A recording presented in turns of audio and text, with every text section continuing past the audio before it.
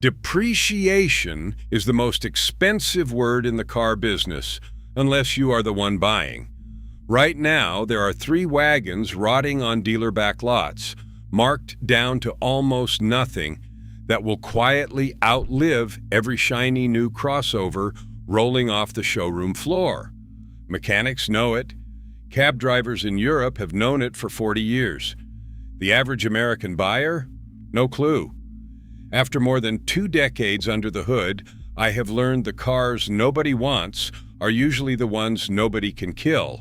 And number 1 on this list runs an engine so overbuilt that fleets ran them past 500,000 miles without cracking it open.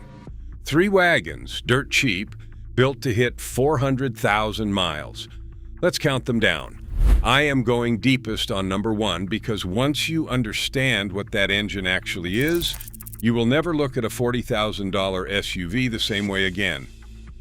But we start with the one you can buy this weekend for the price of a used dirt bike. Number 3, the Pontiac Vibe and Toyota Matrix. Here's a trick question I like to ask people. What do you get when Toyota and General Motors build a car together in the same California factory, bolt a Corolla engine into it, and then slap a Pontiac badge on half of them? You get the single most underpriced, reliable wagon in America, and almost nobody realizes the Pontiac and the Toyota are the exact same car. Let me explain, because this is the part that saves you money. The Pontiac Vibe and the Toyota Matrix were built side by side at the NUMMI plant in Fremont, California from 2003 onward. Same chassis, same drivetrain, same Toyota-engineered everything. The Vibe just wears different bumpers and a Pontiac logo. And because Pontiac as a brand died in 2010, the Vibe carries a stink of dead brand who wants that drags its price into the dirt. I've seen clean Vibes with under 120,000 miles sell for $3,000 to $6,000. The mechanically identical Matrix, it will cost you $1,500 to $2,000 more for literally the same parts under the skin. Same logic, opposite outcome, you want the Pontiac. Now the engine. The base car runs Toyota's 1NZZ FE, a 1.8-liter 4-cylinder that is the exact same engine family Toyota dropped into the Corolla for years. It uses a timing chain, not a belt, so there's no expensive timing service hanging over your head every 90,000 miles. No turbo to blow, no CVT to slip. The automatic is a conventional 4-speed torque converter unit that is almost impossible to kill. I had a guy roll one into my shop a couple years back, a 2006 Vibe with 216,000 miles on it, original engine, original transmission, and he wanted to know what was going wrong. Nothing was going wrong. The thing still didn't burn a drop of oil between changes. I told him to keep driving it and stop worrying. That's the 1ZZ for you. Let me give you the inspection checklist because there are a few traps. First, buy the base 1.8-liter, not the hot GT or XRS with the 2ZZGE engine. That high-revving motor is fun, but it demands premium fuel and harder maintenance. And it is not what you want for a 400,000-mile mission. Second, skip the 2009 and up models with the 2.4-liter, the 2AZFE, which has a known oil consumption problem from worn piston rings. You do not want to fight that. The early 1.8 is the bulletproof one. Third, listen for a screeching belt on startup. A worn drive belt tensioner is a common wear item on these, but it is a cheap fix, about $100 in parts. Fourth, at higher miles, the wheel bearings hum. You will hear a growl that gets louder with speed. Budget around $260 to $370 a corner if one is gone, and use it to knock money off the price. Fifth, and this is the big one, avoid the 5-speed manual if you can. The manual gearbox in these is the one genuinely weak link Toyota did not fully sort out. The automatic is the tank. Who should buy this? Anybody who needs a dependable, fuel-sipping wagon and is sick of paying a premium for a badge. Students, new drivers, somebody who needs a beater that will not betray them, a person who just wants the cheapest possible path to 250,000 trouble-free miles. You will get 28+ miles per gallon, a flat folding cargo floor that swallows furniture, and a repair bill that rounds down to nothing. Who should skip it? If you want anything resembling luxury, power, or curb appeal, this is not it. The interior is hard gray plastic and the styling is, let us be polite, forgettable. And if you tow or haul heavy loads, this little four-banger is not your friend. The bottom line on the Vibe. It is a Toyota Corolla wearing a costume nobody respects, and that costume is worth thousands of dollars in your pocket. But cheap and reliable is only half the story. The next one is the wagon that depreciates so violently it should embarrass the companies charging triple for less. Number 2, the Volvo V70. Want to know the cruelest joke in the used car market? A Swedish company spent decades building cars specifically engineered to survive head-on collisions and Scandinavian winters and 400,000 miles of abuse, and the reward for that engineering is that you can now buy one for the price of a decent laptop. The Volvo V70 is the most disrespected reliable wagon I know of, and the disrespect is exactly why it's a steal. I track this stuff and it still gets me. A clean V70 with a couple 100,000 miles, full service history and no rust can be had for $2,900, maybe $3,500. That's it. Meanwhile, the buying public will happily finance a brand new compact crossover at 35 grand that will not see 250,000 miles without a transmission scare. The Volvo will, and it will do it while keeping you safer than almost anything else on the road. The magic is the engine, and you need to know which one to chase. Volvo's inline 5-cylinder, the white block family with engine codes that start with B52, is the one that built the legend. The naturally aspirated 2.4-liter version is the one I steer people toward because with no turbo to fail, it is about as close to indestructible as a gasoline engine gets. Owners routinely take these past 300,000 miles, and I have read credible accounts of these fives running well north of 400,000 with nothing exotic done to them.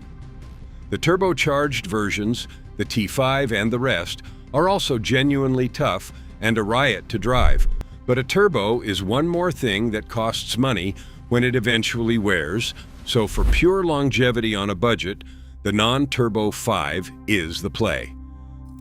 But I am going to be straight with you because that is the whole point of this channel. The Volvo is not a maintenance-free car like the Toyota. There is one hard rule with these engines. This 5-cylinder uses a timing belt, not a chain, and if you let that belt snap, you destroy the engine, period. So when you buy one, the very first question is, show me the receipt for the last timing belt and water pump. If the seller cannot prove it has been done, you budget to do it immediately. Figure several $100s at an independent shop. Do that one service on schedule, and the engine will reward you with hundreds of thousands of miles. Neglect it, and you have a paperweight. That single difference is the entire reason these cars are so cheap. People get scared off by Volvo's reputation for expensive dealer service, not realizing an independent mechanic does the same work for a fraction. Inspection checklist. First, the timing belt history, non-negotiable as I just said. Second, check for oil leaks around the valve cover and the oil pan. These high-mileage 5-cylinder engines weep a little oil from the gaskets, which is normal and cheap, but heavy leaking means deferred maintenance. Third, watch the cooling system like a hawk. Neglected coolant is the thing that actually kills these engines, so look for a clean, full reservoir and no mystery sludge in the coolant. Fourth, on the all-wheel drive XC and AWD versions, listen for driveline whine and check the angle gear and bevel gear, because the AWD hardware is the priciest thing to repair. If you do not need all-wheel drive, the simpler front-drive V70 is cheaper to own. Fifth, electronics. Older Volvos can throw electrical gremlins, power seats, window regulators, dash modules. None of it will strand you, but it is worth a test of every switch before you hand over cash. Who should buy this? Someone who values safety above everything, who drives a lot of highway miles, who lives where it snows, and who is willing to either learn a wrench or build a relationship with a good independent shop. The V70 is a genuinely lovely place to spend 2 hours on the interstate. The seats are the best in the business, full stop. Who should skip it? If your idea of car ownership is never open the hood and never visit a mechanic, go buy the Toyota. The Volvo rewards an owner who pays attention and punishes one who ignores it. Here is the mechanic math. You buy a clean V70 for $3,000. You spend, say, $800 on a timing belt and water pump up front, then a few $100s a year, keeping the cooling system and gaskets honest. Drive it 150,000 miles, and your cost per mile is laughable. There is no new car on earth that competes with that number, none. But as cheap and tough as the Volvo is, it is still a gasoline engine with consumable parts. The car at number 1 runs on a completely different philosophy. It was built like an industrial machine, and the people who really know diesels guard this secret with their lives. Number 1, the Mercedes-Benz E-Class diesel wagon, the W124 and W210 E300 turbo diesel. If this kind of straight talk is saving you money, take 1 second and hit subscribe. I've got more videos coming on exactly this stuff. The cars dealers quietly hope you never discover. All right, number 1, let me tell you why I get genuinely excited about this car. Because it's not really a car. It's a piece of engineering equipment that happens to have seats. The Mercedes-Benz E-Class wagon from the W124 generation from the early to mid-1990s and the W210 generation from the late 1990s was offered with a 3.0-liter inline-6 diesel engine code OM606. And the OM606, along with its smaller 4-cylinder cousin, the OM602, isn't just reliable. It's the engine that earned the nickname the Million-Mile Diesel. I want to be precise about why, because this is the part nobody explains properly. That OM606 has a cast iron block, not aluminum, iron. The way they build engines that are supposed to outlive their owners. It uses a mechanical Bosch injection pump, which means there is almost no sensitive electronics deciding how the fuel gets delivered. No fragile high-pressure common rail system to fail, no computer to corrupt, just precision-machined mechanical parts doing the same simple job a million times. The factory tuned it conservatively, well below its limits, which is why the internals last so long. These engines have been documented running past 500,000 miles without a rebuild, and the related diesels became the backbone of taxi fleets across Europe and the Middle East precisely because operators could run them around the clock for years. When tuners want to build a 500 horsepower diesel, they start with this block. That's how much meat Mercedes left in it. Now here's the customer story that converted me. A few years ago, a younger guy came in, total car budget of about $6,000, and he'd been looking at tired Econoboxes, high-mileage Civics, a rough Altima. I asked what he actually wanted. He said something that wouldn't die, that could do long highway trips, that he'd keep for a decade. I told him to go find a clean W210 E300 turbo diesel wagon. He looked at me like I'd lost my mind. A 20-year-old Mercedes on a budget? Are you serious? Yes, because the high-mileage ones with around 200,000 miles sell for roughly $5,000, and that diesel under the hood was barely broken in at 200,000. He found one, 2 owners, full books. That was years and a lot of miles ago. The only things he spent real money on are fluids, filters, and the stuff every old car needs, suspension bushings, a couple of sensors. The engine just runs. His words, almost exactly like every Volvo and Highlander owner I've ever had, why does nobody talk about these? Because again, fear. People hear old Mercedes diesel and imagine a money pit. And if you buy the wrong one, neglected and rusty, it can be. So let me give you the most important inspection checklist on this entire list, because getting number 1 right matters most. First, and this is the deal breaker on the W210 specifically, rust. The late 90s W210 E-Class has a well-earned reputation for body rust, thanks to a bad batch of water-based paint and the processes Mercedes used in that era. Inspect the wheel arches, the rocker panels, the trunk floor, the jacking points, and the bottoms of the doors. The engine will run forever. The body is what kills these cars. A rusty W210 is a no-no, no matter how sweet the motor sounds. A clean example from a dry climate, or a well-kept one, is the jackpot. The earlier W124 wagon is generally better protected against rust, but harder to find and pricier when you do find one. Second, the engine itself. Cold started.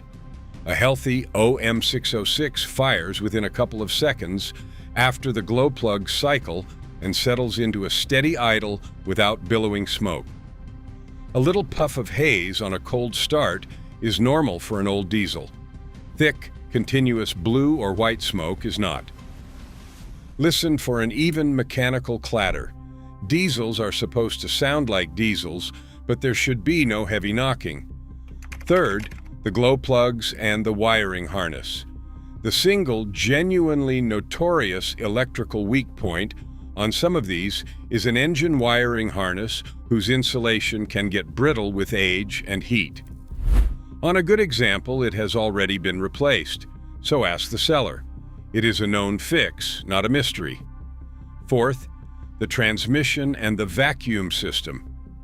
Mercedes of this era ran a lot of functions, door locks, transmission shift behavior, and the climate flaps off engine vacuum.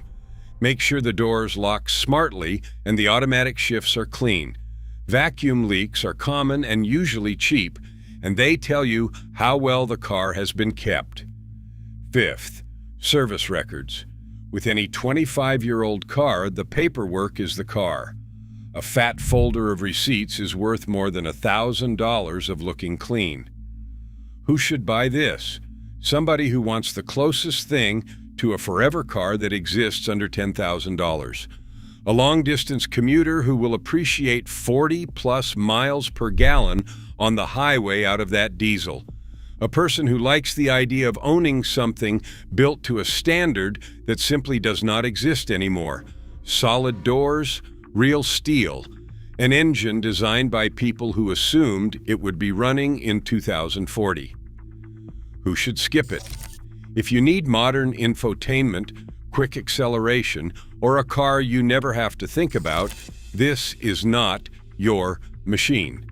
It is slow off the line, it is analog, And being old, it will always need the attention any old car needs. And if you can only find rusty ones in your area, walk away and buy the Volvo instead.